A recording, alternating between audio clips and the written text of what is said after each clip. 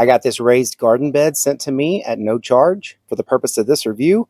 Let's go ahead and open it up so we can check it out. So in the box, you're going to get 6 of the rounded end pieces, 4 of the straight pieces, a manual to put it all together, and a bag of nuts and bolts. Now those nuts in there are wing nuts, so all you'll need is like a Phillips head screwdriver and your hand. You should be able to tighten those up pretty well. Let's go ahead and put all this together and check it out. All right, so that went together really easy and really fast. Use your hand and use a Phillips head screwdriver. It's just 4 nuts and bolts connecting all of those together. Very simple. So size-wise, let's go ahead and look at this. This is 62 inches wide, so 5 feet 2 inches wide by 30 inches, 2 feet 6 inches. This is also about 11.5 inches tall. So I know it may be hard to tell, but this is not plastic. This is metal with a good enamel coat on it.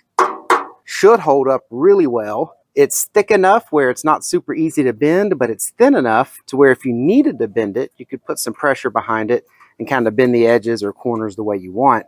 But yeah, this definitely feels like it's going to hold up well, not rust out, and man, it really looks good. I like the way they colored this. I know you can get these in galvanized and other colors.